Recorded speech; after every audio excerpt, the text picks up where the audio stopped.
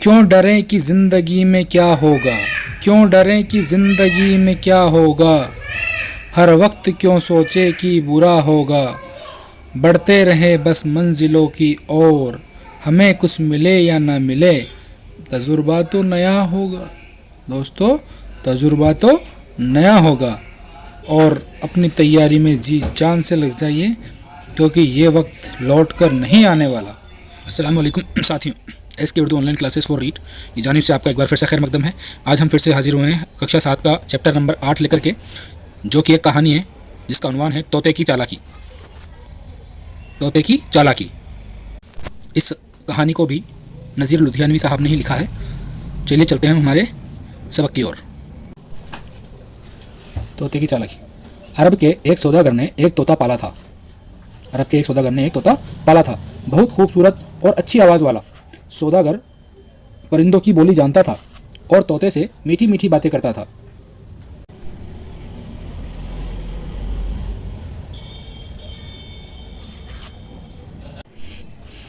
एक बार सौदागर हिंदुस्तान के सफ़र के लिए तैयार हुआ। उसने अपने तमाम कारकुनों से पूछा, तमाम नौकरों से पूछा, उस मुल्क से तुम्हारे लिए क्या तोहफा लाऊं? सबने अपनी अपनी पसंद की चीज़ें बताई। आखिर में तोते की बारी आई तो उसने कहा, मुझे कुछ मंगवाना तो नहीं है, अलबत्ता मेरी कौम के लोगों को मेरा सलाम पहुंचा दीजिए और मेरा हाल बता दीजिए। उनसे कहिए कि मैं परदेश में हूं और आपने मुझे भुला दिया। किस्मत से मुझे कैद में डाल दिया है। आप आज़ाद हैं और बागों की सैर करते फिरते हैं। मैं रात दिन वतन की और आपकी याद में तड़पता रहता हूँ। इस कैद से रिहाई की कोई सूरत हो तो मुझे बताइए, वरना मैं यूं ही घुट घुट कर मर जाऊंगा। सौदागर ने तोते की बात भी लिख ली। जब वह सफ़र करते करते हिंदुस्तान की सरहद में पहुंचा तो उसे तोतों का एक झुंड नजर आया। उसने अपनी सवारी रोकी और तोते को सलाम व प्याम पहुंचाया। प्याम सुनते ही उन तोतों में से एक थरथराकर ज़मीन पर गिरा और ठंडा हो गया। सौदागर को बहुत अफसोस हुआ कि उसने ये पैगाम क्यों पहुंचाया। शायद ये तोता उस तोते का अजीज़ था, इसीलिए सदमे से गिरकर मर गया। अब वह क्या कर सकता था। बात जो होनी थी वह हो गई। उसने सवारी आगे बढ़ाई। कुछ दिनों के बाद सौदागर वतन लौटा। तोते ने अपने तोहफे के बारे में पूछा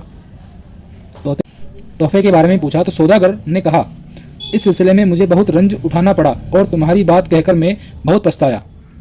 आखिर ऐसी कौन सी बात थी जिससे आपको सदमा उठाना पड़ा? तोते ने पूछा। सौदागर बोला, पेड़ पर तोतों का एक झुंड बैठा था। जैसे ही मैंने तुम्हारा सलाम प्याम पहुंचाया, उनमें से बेचारे एक तोते का बुरा हाल हो गया। उसका दिल बैठ गया। वह कप कपाकर ज़मीन पर गिर पड़ा और ठंडा हो गया। सौदागर के तोते ने जो ये माजरा सुना तो वह भी उसी तरह कपाया, पिंजरे में गिर पड़ा और ठंडा हो गया। सौदागर ये देखकर बहुत रंजीदा हुआ, रोने धोने लगा और अपने आप को मलामत भरा बुला कहने लगा, कोसने लगा, हाय मैंने ये कैसी गलती की। अगर मैं ये बात न कहता तो क्या हर्ज हो जाता। इंसान की ज़बान ही आग है, कभी ये खरमन जमा करती है, कभी उसमें आग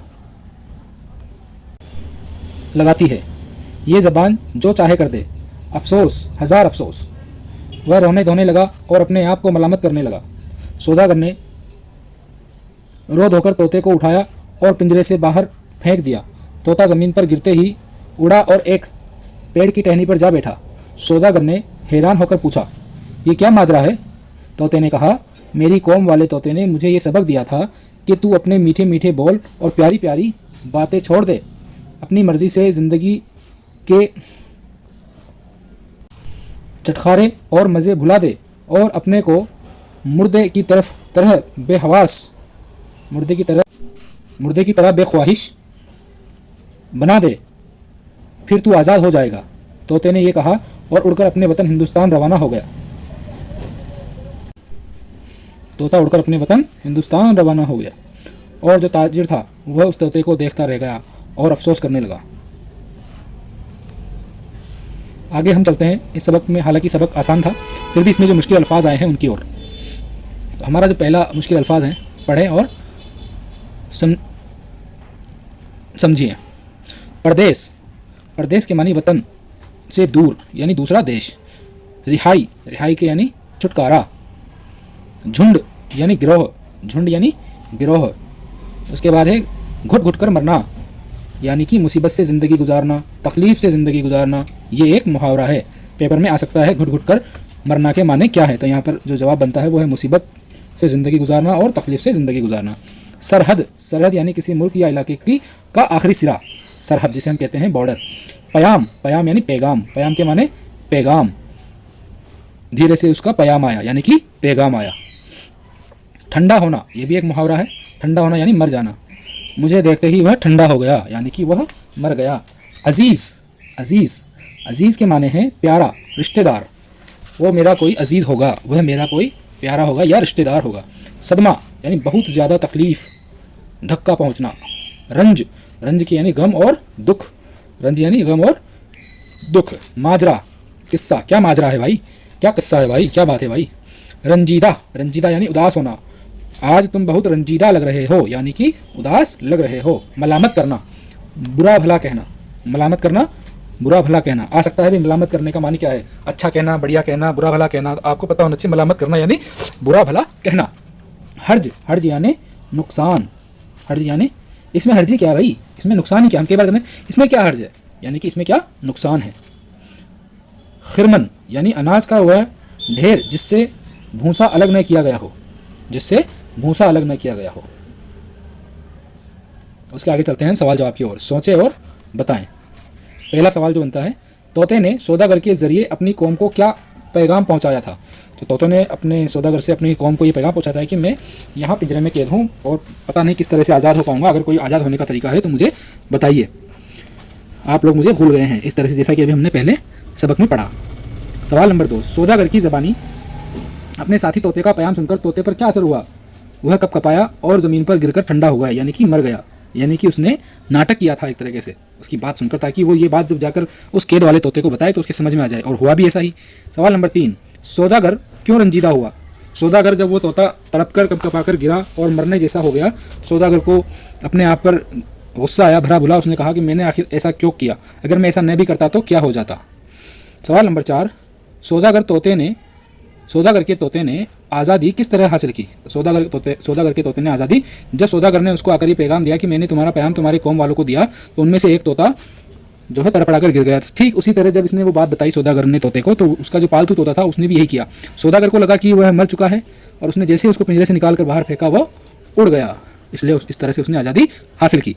सवाल नंबर 5, ज़बान के मुतालिक सौदागर ने क्या बात कही। ज़बान के मुतालिक सौदागर ने कहा कि ज़बान ही है जो चाहे कर सकती है, इससे भला भी कर सकती है, बुरा भी कर सकती है। इसीलिए साथियों, जब भी हम बोलें तो बहुत सोच समझ कर बोलें। कई बार ऐसा होता है कि हम गुस्से में या किसी बात को लेकर कुछ ऐसा बोल जाते हैं जो कि बाद में बहुत पछताने की ज़रूरत पड़ती है। तो जब भी बोलें अच्छा बोलें, हमेशा इस बात का ध्यान रखें कि हम जब बोलें तो हमारी बात से किसी को दुख ना पहुँचे।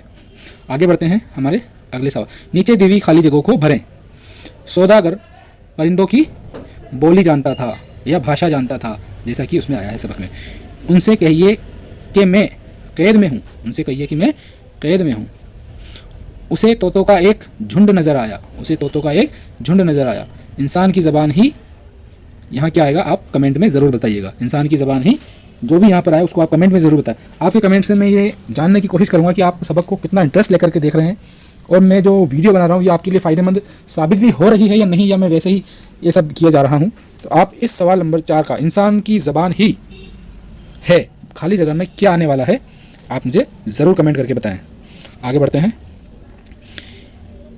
ये कहा और उड़कर अपने वतन हिंदुस्तान रवाना हो गया। आगे चलते हैं हम। नीचे दिए हुए लफ्ज़ों के वाहिद लिखिए, यानी कि ये सब जमा है, यानी कि सब जमा है, एक वचन और बहुवचन हमको यहाँ पर लिखना है। बढ़ते हैं आगे। तो यहाँ पर पहला जो लफ्ज़ है वो है असफ़ार। ये सफ़र की जमा है, इसकी जमा है सफ़र की जमा असफ़ार। अक़वाम, अक़वाम जमा है, इसका वाहिद होगा कौम। अहवाल, अहवाल का वाहिद होगा हाल। अगलात, अगलात एक जमा है, इसका वाहिद होगा गलत। असबाक, असबाक एक जमा है, इसका एक वचन कह दो या वाहिद कह दो, वो होगा सबक। ममालिक, ममालिक यानी बहुत सारे मुल्क। असबाक यानी बहुत सारे सबक। अगलात यानी बहुत सारी गलतियाँ। ये जमा है यानी कि बहुवचन है। इसका मुमालिक का एक वचन होगा मुल्क। ठीक है दोस्तों, आगे बढ़ते हैं। एक और बात दोस्तों, सवाल नंबर 5 जो है बहुत ही उम्दा सवाल है। इस सबक से ऐसे 5 जुमले तलाश करके लिखिए जिनसे किसी सिफ़त का इस्तेमाल किया गया हो, जिसमें किसी सिफत यानी खूबी उस शब्द की, जैसे कि अपन ने पढ़ा था अरबी घोड़ा यानी अरबी होना उसकी खूबी थी। जैसे पंजाबी रज़ाई, तो पंजाब की रज़ाई उसकी खूबी है। ठीक है, रुमाली रोटी यानी रुमाल जैसी रोटी, रोटियाँ बहुत सारी हैं, रुमाली उसकी क्या है, सिफत। तो यहाँ पर आप इसमें से ऐसे 5 जुमले ढूंढ करके अपनी कॉपी में ज़रूर लिखिएगा।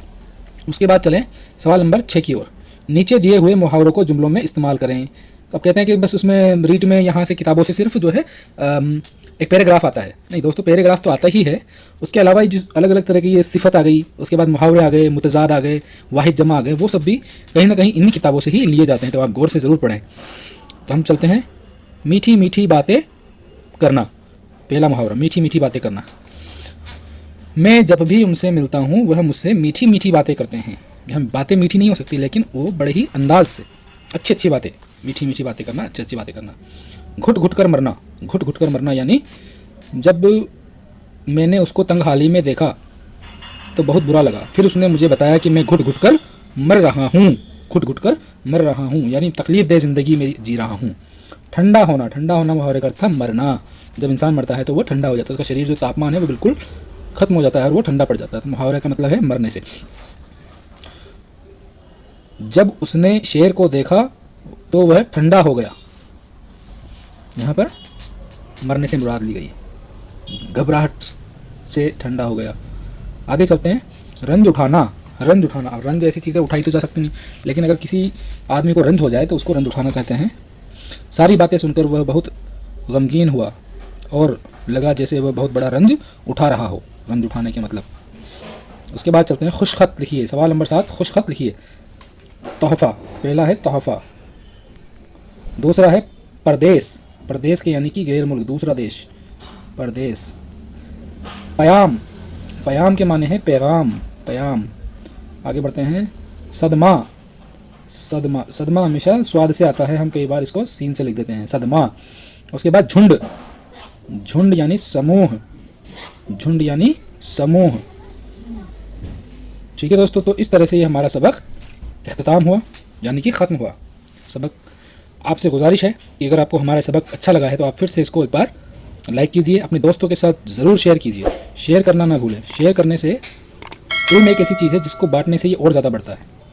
तो आप इसको ज़रूर शेयर करें और लाइक करें, ताकि हमें लगे कि हम जो मेहनत कर रहे हैं वो आखिर कामयाब हो भी रही है या हम वैसे ही मेहनत किए जा रहे हैं। इस बार गुजारिश है कि आप जितने भी लोग इस वीडियो को देखेंगे इसको लाइक ज़रूर करेंगे।